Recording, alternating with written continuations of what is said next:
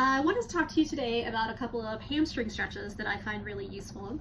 A lot of times we are taking poses in yoga classes where we feel a hamstring stretch, but this is for stretching a slightly different part of the hamstring.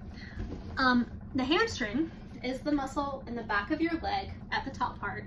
So it attaches here kind of right under your booty and down here right at the knee. And so for example, in a pose like forward fold, most people are going to feel that hamstring stretch right behind the knee where it attaches down at this lower part, okay? But what that means is that a lot of times we neglect the belly of the hamstring, which is the middle part of the muscle. So if you put your hands down the back of your thighs and you're sliding down here, the part where it starts to dip down a little bit, that's the belly of your hamstring. That's the middle of it. And we want to make sure that we include some stretches that get to that part of the muscle as well. So for the first one, what I would recommend is that you come into a position like a V-sit, but you're going to bring your knees pretty high up. So if you are laying around watching TV and your knees were comfortably bent, I would just walk your feet out a little further than that. That's where I would suggest that you be. And I like to always pull the fleshy part of my booty out from under my sit bones so that I can ground into my sit bones and feel them on the floor. And from here, I'm actually going to have you flex your feet.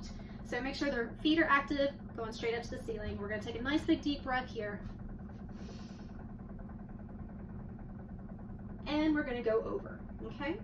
And what I want you guys to think about in this pose is that when you lean over, you don't want to start by shortening your spine, right? So I'm not going to take my nice big deep long inhale, big long spine breath, and then go crunch it down and then curve over, right?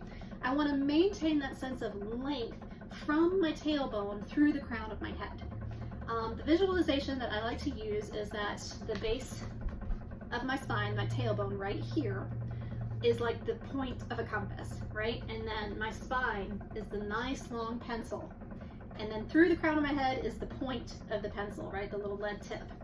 And what I want to do is draw the farthest arc that I can away from the base of my spine, right? So I'm going to take that breath up here,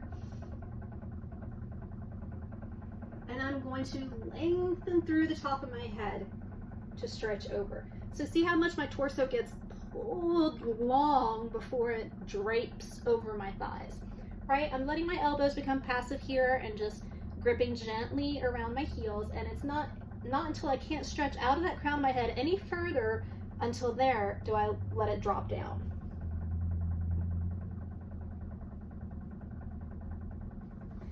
So you may already start to feel this in your hamstrings, but really concentrate and ask yourself if you're feeling it only behind the knee here, or if you're feeling it in the middle part of your hamstrings.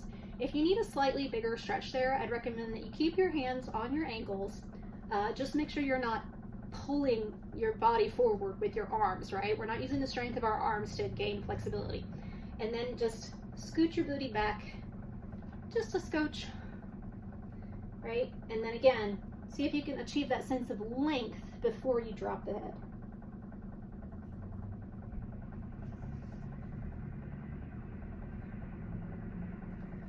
So you want to get to where you're feeling it right here in the belly of the hamstring, which is why we don't want to go down to a flat-legged position. That is not the goal here.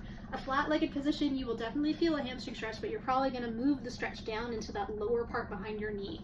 And right now we want to focus on the middle of our hamstrings. So that's one. Another one starts in a lunge position. So whenever we take a lunge position, we have a few things to think about, right? When I take my lunge, I'm going to make sure that I'm still in a parallel position, so my leg is not out too wide or crossed over. I'm going to make sure that my toes are pointing straight forward, so they're not turning in, not turning out. And then I'm going to make sure that my hips are facing forward as well. Those headlights that we have right here, those bony parts that shine forward, we want those to stay forward, right? So we're going to take our lunge, so a 90-degree position, right, from the bottom of our heel to the top of our knee, making sure that our knee goes straight, pointing in the same direction as our toes, right? We don't want to let that knee fall in or fall out. So it's going to point straight in the same direction as our toes.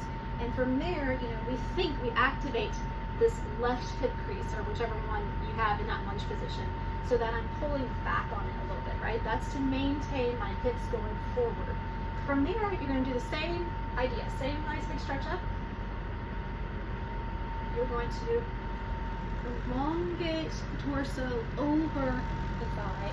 Use your hands for balance, right? And it's not until we can't stretch the crown of the head any further away from the tail. Scoot back a little bit for you guys. It's not until that point that we drop our head next to our knee. And from there, we're going to very gently walk these hands back. We are not going into a full runner stretch. We're just walking back to where you start to feel it in the middle of the bottom of your thigh, right? So it's going to vary a little bit for most people, but what I find tends to happen is that from this leg going from a 90-degree position, we walk back until this leg is in a 90-degree position. And that's where we want our head dropped, resting on the side of our knee. Again, things to watch out for. My hips are both straight, facing forward, right? So I don't want one skewed forward. I also want to make sure that they're the same level, right? So that this left hip isn't lifted up or down, right? Keeping it level with the right one. And you can feel a stretch right here in the belly of the hamstring. You can play around a little bit, like I said, with this to get a good sense of where you find some power in that stretch. Use your hands both for balance and to make sure that your weight is equalized. So I'm not leaning my lunge one way or the other.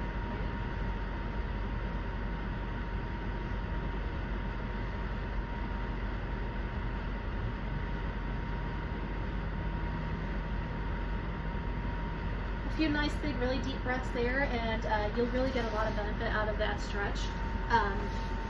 Our hamstrings just tend to, they're such a large muscle, and we just tend to focus on that part that's behind our knee because it's where it's easiest to feel that it's tight. But the entire muscle needs to be stretched in order to have really good yoga posture and yoga flexibility. So I hope that helps, and I hope to see you in class on Wednesday. Thanks.